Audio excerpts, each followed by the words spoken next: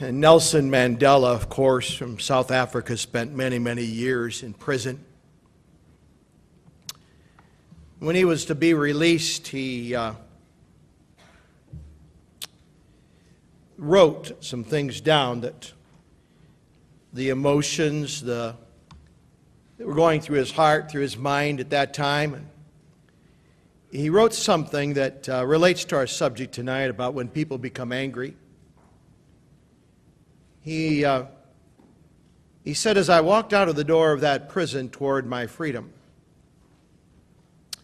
I knew that if I did not leave all of my anger, all of the hatred, all of the bitterness behind, I would still be in a prison. That's a profound statement that many of us, many of you, perhaps have found to be true in your own lives, or people that you minister to and care about deeply. Because of unresolved anger in their own heart, they may be free in body, but they're not free in soul. And when people become angry, it becomes a dangerous situation that we want to talk about this evening. Now, this series of Bible studies on dangerous emotions is unlike anything that I've done in times past, in that I'm not going to teach you the whole lesson here. But rather, as I did last time, when I talked with you about when God becomes angry, we're going to do a part of the lesson, and then I'm going to send along with you the rest.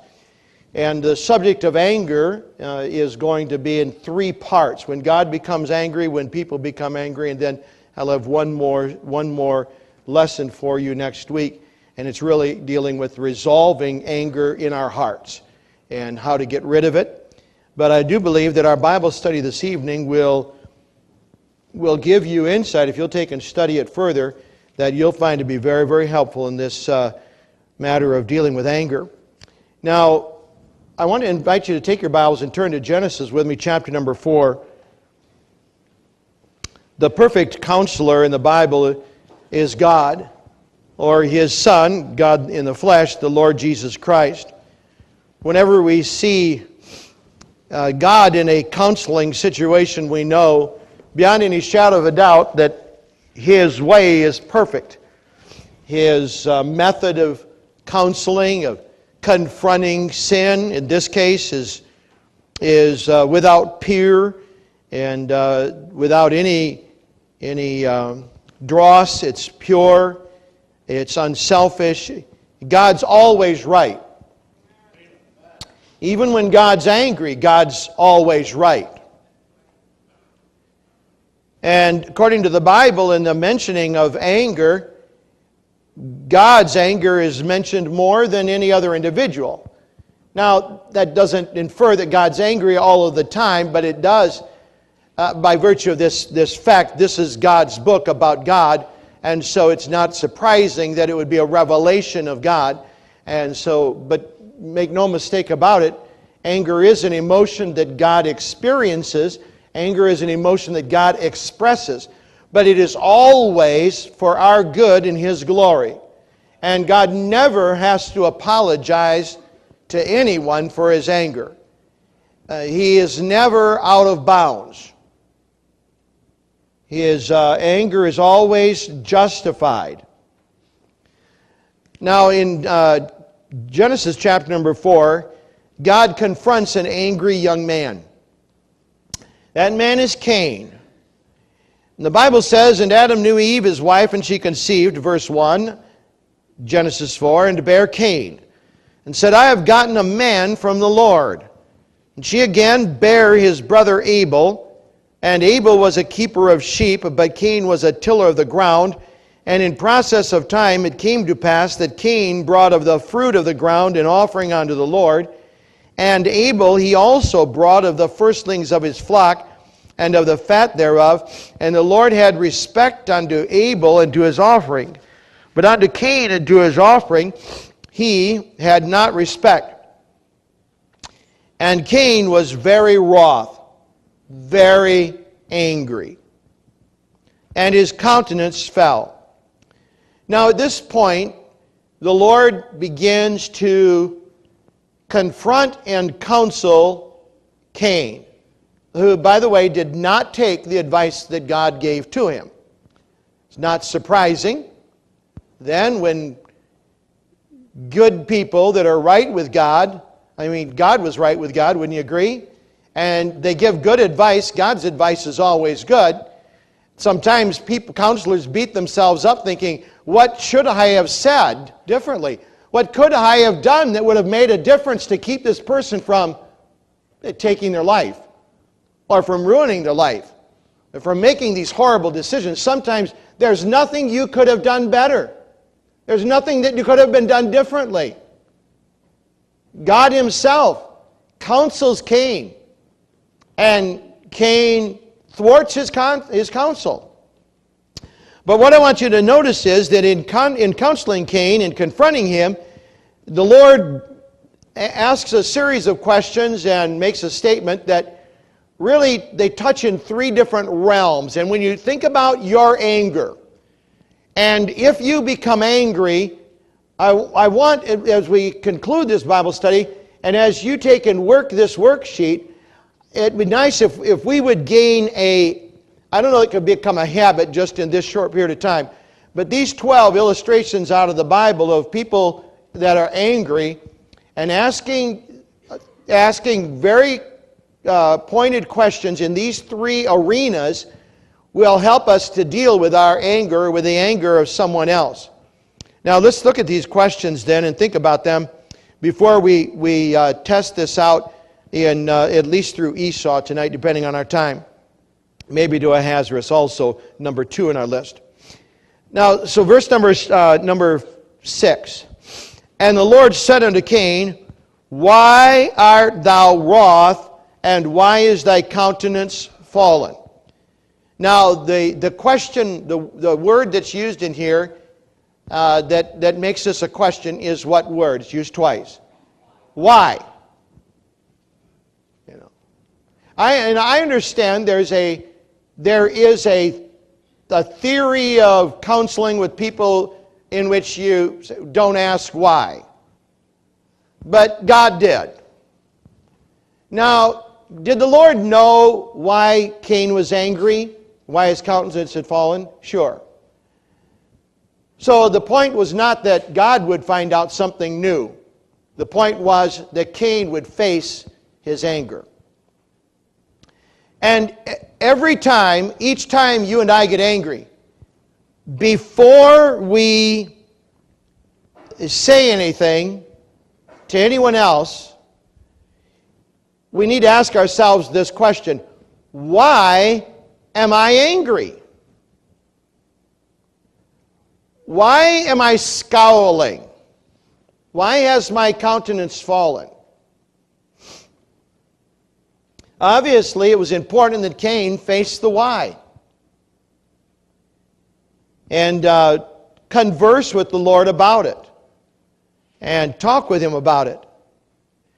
The second area is, here that follows up, if thou doest well, verse number 7, shalt thou not be accepted? Now here is a question, again, it's a question related to right and wrong. When he said, if thou doest well, he's literally asking me this: if you are doing the right thing, you either have no reason to be angry, or your anger is justified. See, he's saying to Cain, all right, first of all, Cain, face up to it. Why are you angry? What is it that's made you angry? And then, secondly, are you innocent in all of this? Are you angry and it has nothing to do with anything you've said or anything that you've done?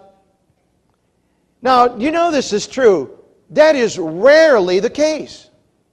Usually, we have started the fire, or we've stoked the fire of anger. And the situation continues to escalate because of our countenance, or because of what we've said, or because of how we've said what we've said, or because of when we said what we said, or because of, you see, it gets kind of complicated, of who we said. It's just, every time we get angry, we need to ask ourselves, Aristotle said this, anyone can become angry. That's easy.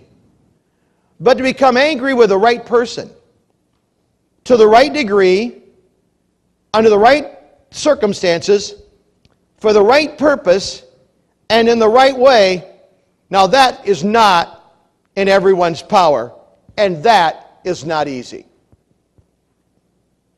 So then God said to Cain, well, now, why are you angry, Cain? And if you're doing well, if you have done the right thing, then you'll be accepted. There is no reason to be guilty about becoming angry about that which angers God. Now, at the same time, anger is an emotion that is a very dangerous emotion. The primary word in the New Testament for anger has to do with heat, and has to do with a fire, has to do with flames. And a fire can be a wonderful thing, but when that fire burns out of control, it can be incredibly destructive. And that is precisely the case with anger. Somebody said, do not meddle with dragons because you are crunchy and taste good with ketchup. And sometimes when we get angry, because of that anger, it's like we become like dragons, and we just burn up anyone and everything in front of us. Someone said, he who angers you controls you. Holding on to anger, someone said, is like drinking poison and expecting the other person to die. Someone else observed anger is just one letter short of danger. Anger does more harm than anger itself does more harm than the condition which aroused the anger in the first place. So it's imperative, according to the Lord, in Cain facing the issue, he has to think, why am I angry? And then number two, am I justified in this? Am I absolutely innocent? Is this because I've done absolutely the right thing? Now, Cain, what would Cain's answer be if he were honest? No. Because the problem wasn't Abel. Abel was simply the recipient of his anger because he couldn't kill God. But he took it out on his brother, but the real fault was in Cain. And oftentimes we're angry at others.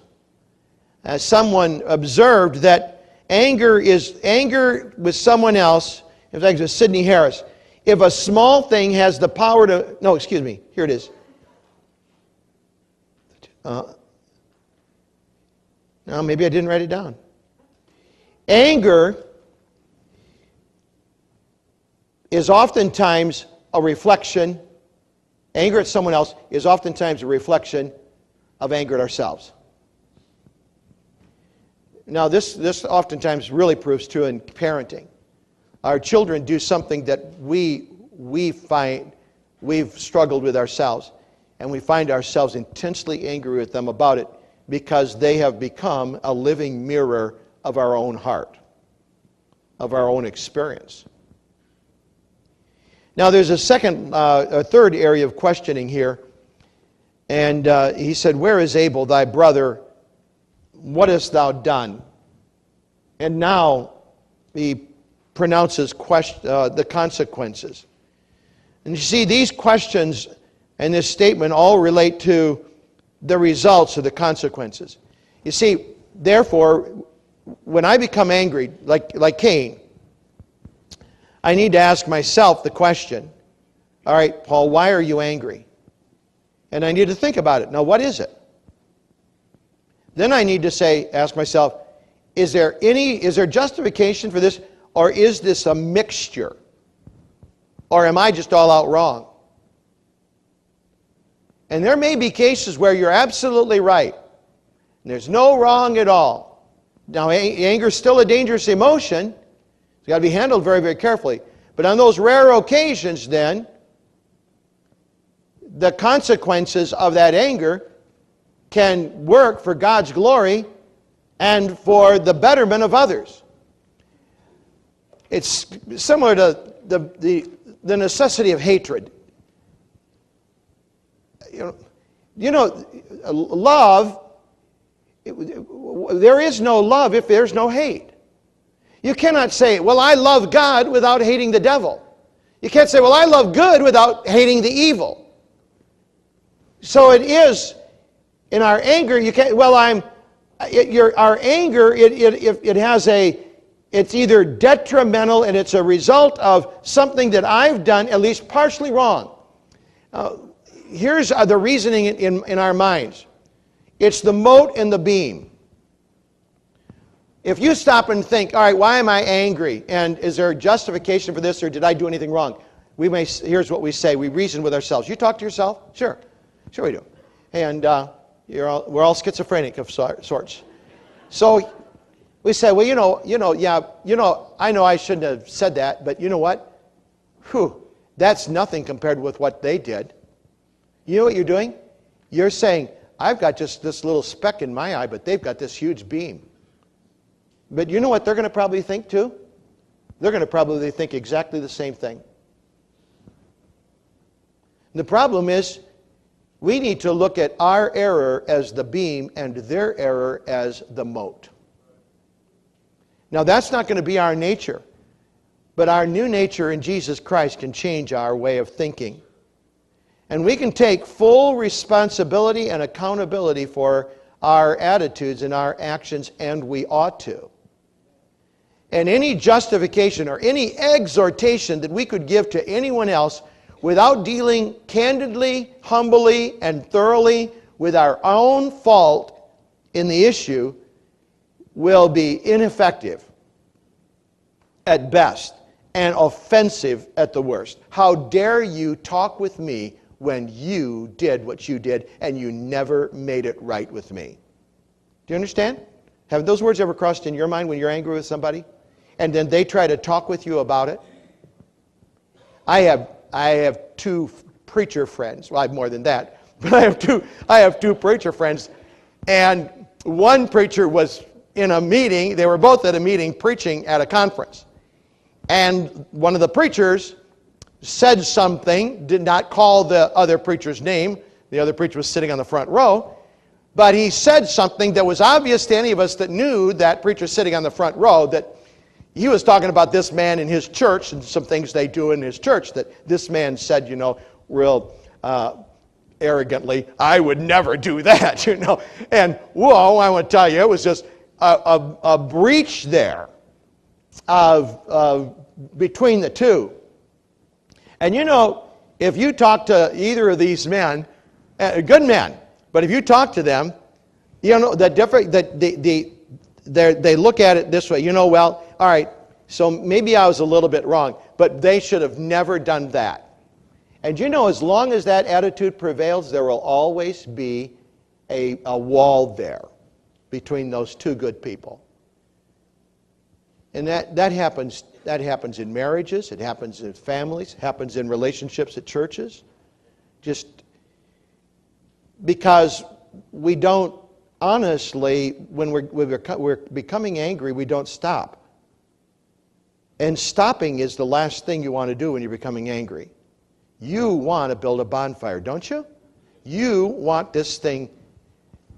That's why we escalate the volume oftentimes. It's as if the other person has gone deaf. That reminds me of a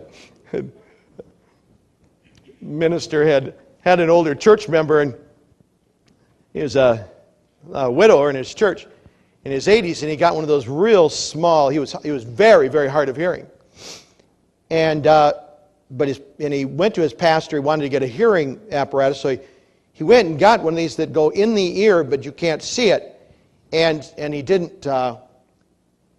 didn't say anything. And his pastor said to him the next Lord's Day, he said, well, how's that new earpiece working out? And he said, oh, it's working great. He said, I can hear everything. And he said, well, what do your kids think about it? He said, oh, I haven't told them yet, but I've changed my will 3 times.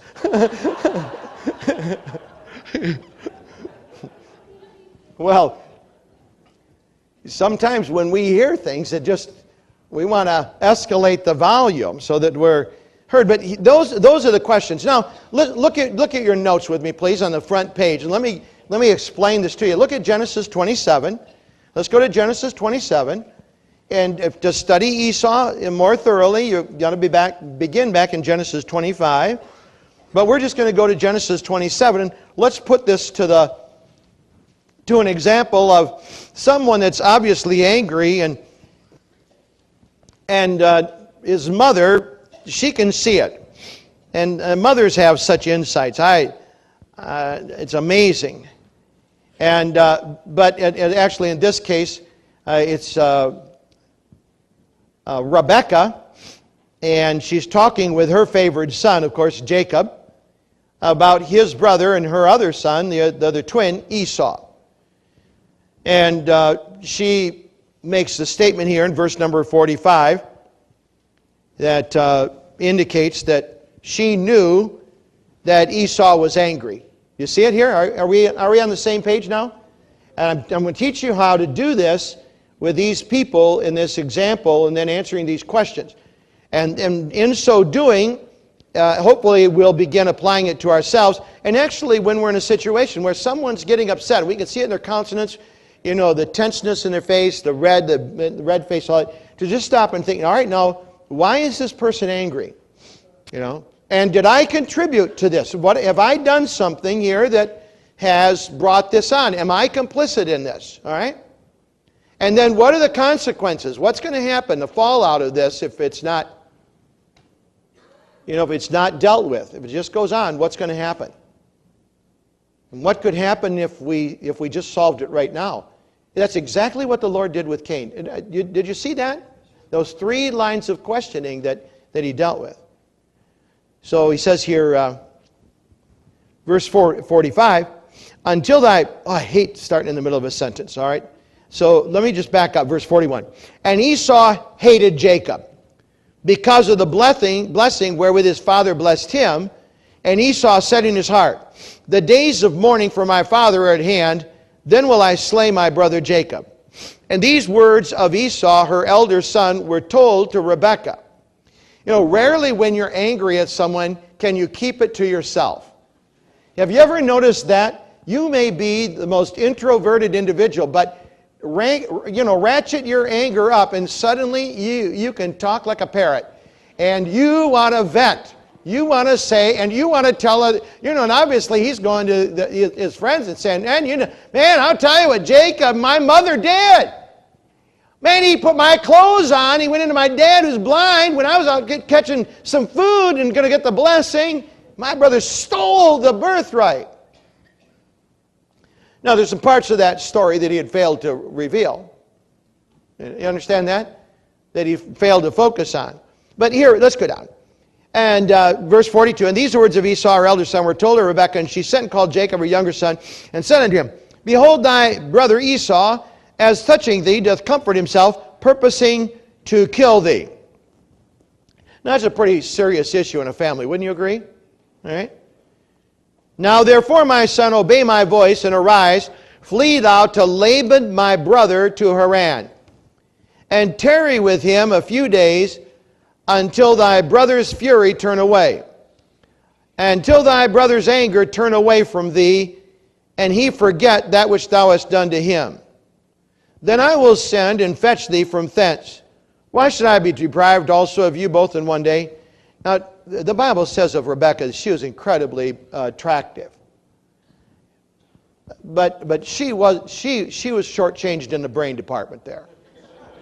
She had very, very little sense. Listen to these statements. Now, just think of the significance. So, of course, it's hard for us to relate to it because this idea of the blessing of the firstborn and all that is foreign to our culture. But it was a huge, huge deal. to these people. And the underhandedness of it. Now I'm sure that Rebekah comforted herself and probably said this to Jacob when she said, man, I know we're going to deceive your dad. But after all, God told me that you're supposed to have the blessing of the firstborn. So we're just assisting God. Can I tell you, God doesn't need any assistance? He really can handle things on his own. And so this problem, now everybody's guilty here. Isaac calls his son Esau and says, "Psst, hey, come here, Esau. I want to give you the blessing." He knew that blessing belonged to Jacob. He was trying to thwart God's plan. His wife's trying to bring God's plan back onto track. By the way, he lived another, I think it's 46 years. He was no more on his deathbed than, well, I hope you are, I hope we have many, many more years. So, but the idea that he could go and tarry with Laban for a few days until his brother's fury turns away, and he forgets that which you've done to him. Now, it's just, it doesn't work that way. But here, Esau is angry.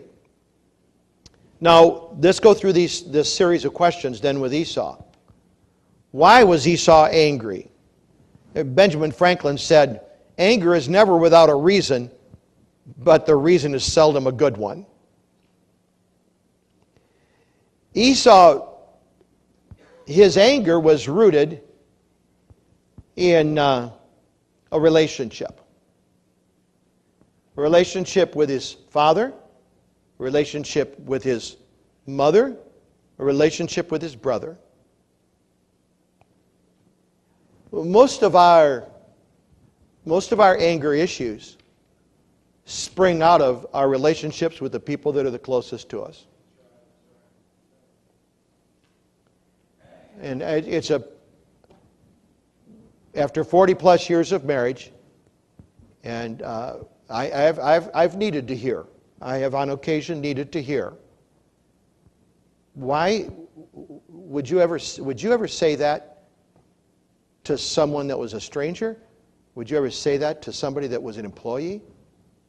Then why would you say that to me? And I wish I could tell you that I've never had. And I can't tell you why that is, but I'm just telling you that's the way it is with our nature. We have a tendency to become the angriest with and more rapidly become angry with the people that are the closest to us. And that was the case right here. Why was he angry? Well, he's angry because of the dishonesty. And you'd say, oh, well then, that's one on the justifiable anger side. I'd agree. I'm angry that my dad favors me. There's not an equality here. By the way, that was generational with those people. It stretched down to Jacob and Joseph. You think about that? All of those things. He said, my mother, how can you, if you can't trust your mother? And those were all justifiable, wouldn't you say? But God had a purpose, didn't he? God had, from the beginning, said the elder shall serve the younger. And oftentimes, when we cut to the chase, as it were, in our anger is not at that person, our anger is at God. We're saying, God, you have not been fair with me. Now, I'll tell you, the part of life is that it's going to appear as if God's not fair. But can I tell you this also? That when it's all said and done, and hopefully we'll get the wisdom before it's all said and done to just trust God, and that we'll also be able to personally see how it all works out. But God will not be a debtor to any of us. Yes, God's not fair. God's more than fair. God's more than fair. He'll never. Now, I understand. Right now, where Esau is, he thinks his life has just been shattered. His dreams are gone. But he had already, in his lifetime, undervalued that birthright so strongly that he had been willing to sell it for a bowl of porridge. So it just showed you what disdain he had for spiritual matters. And now then when these circumstances take place, now he's angry. So why are you angry, Esau? Have you been completely innocent in this matter? Well, no. He was not completely innocent in the matter. He was working in cahoots with his dad on the side to get that blessing, that laying on of the hands and that promise of the double inheritance. And then thirdly, what were the long-term consequences of Esau's anger? Well, historically, we can see it here. You know, Esau's heritage became the Edomites, who occupied modern-day Jordan, near neighbors to the children of Israel. Okay? And arch enemies of the people of God. Years later, when they were a great nation, a large nation, and Israel was passing from the Egyptian bondage to the promised land, the Edomites said, you can't go through our country. We'll wipe you out.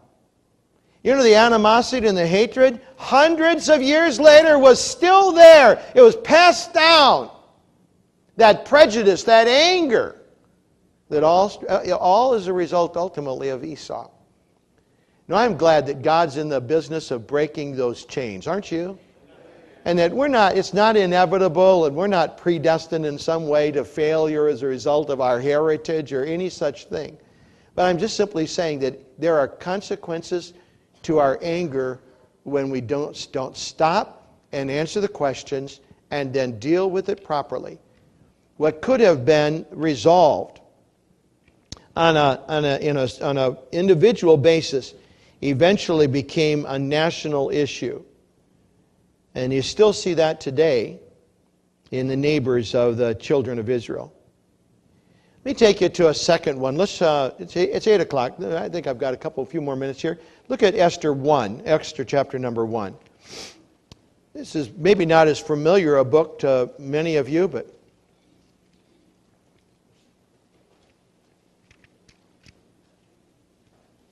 First and Second Samuel, First and Second Kings, First and Second Chronicles, Ezra, Nehemiah, Esther. Why are you saying that, Pastor? So that I can find it. Why do you think?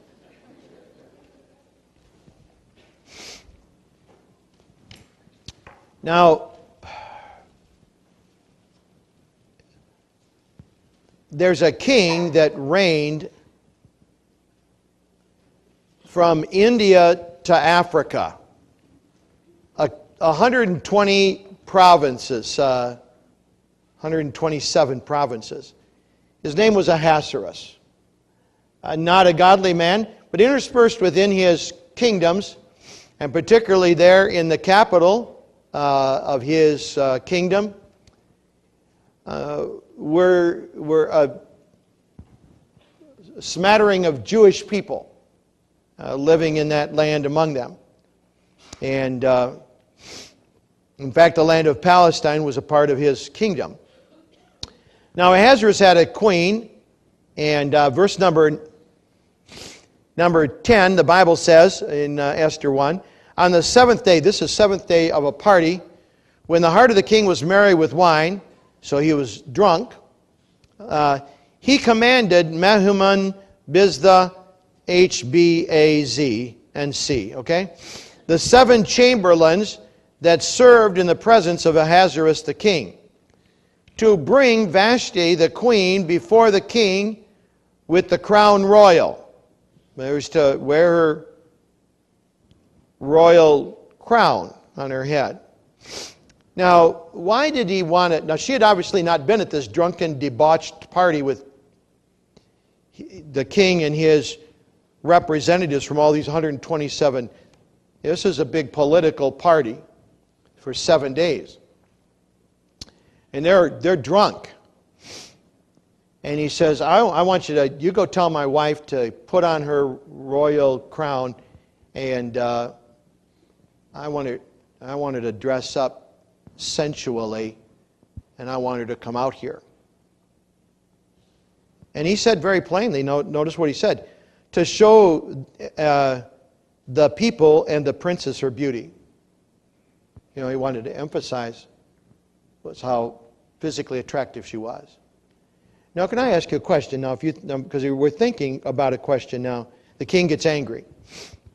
Verse 12. But the queen Vashti refused to come at the king's commandment by his chamberlains. Therefore was the king very wroth, and his anger burned in him. Now, at first glance, some would say, in fact, that's the reasoning that in the punishment for Vashti, they said, man alive, if this news gets out that women aren't obeying their husbands, man, wives are supposed to obey their husbands. Okay? But now, why was Ahasuerus angry? We'd say, well, because Vashti didn't obey him. But why did he want her to come out there in the first place?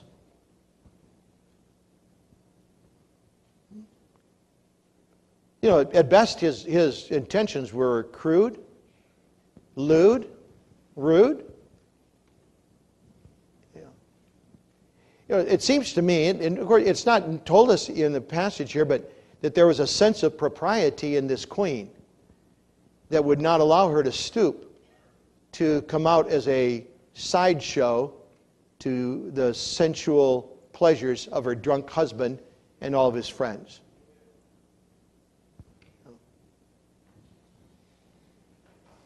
So,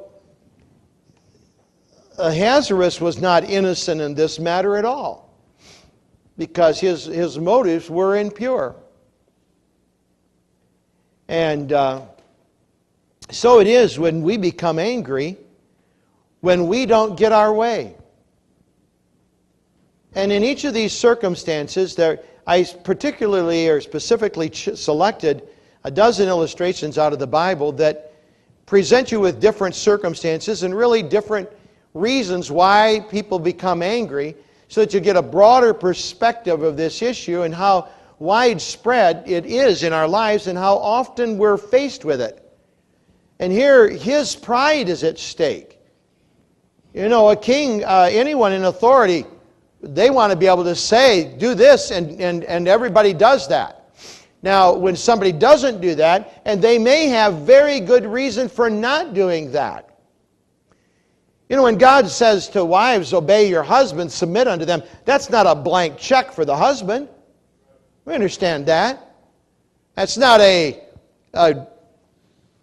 God saying it's all right to do anything and everything. That's not right at all. It's never right to do wrong. So but his anger was rooted in his pride.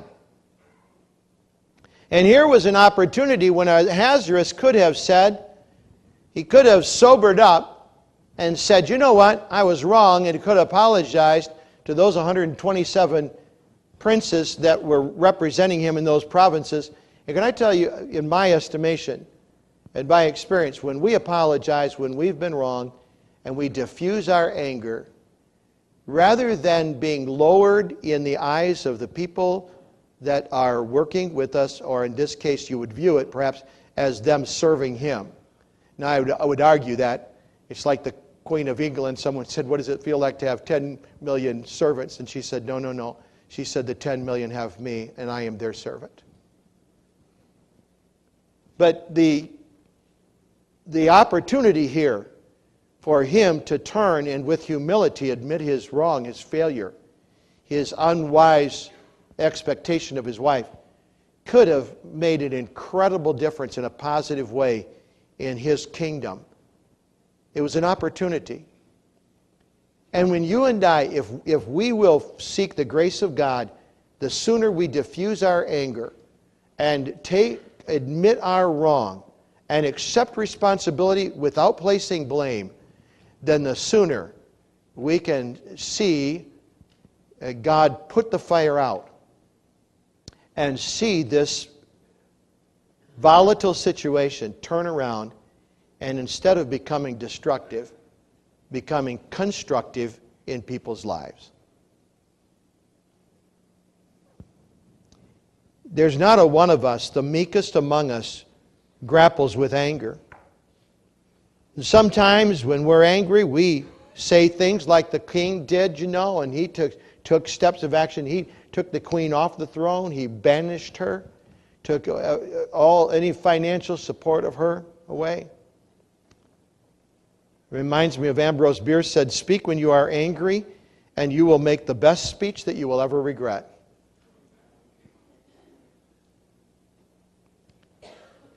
You see, we need to ask ourselves the question, honestly, why am I really angry? It really wasn't about Vashti not coming out and obeying him. It was really his own pride. It was really his own lust that he needed to deal with. This was simply a manifestation of his own sins. A man will never do anything more manly in life than when he's wrong than to admit it. We talk about being courageous and all of that.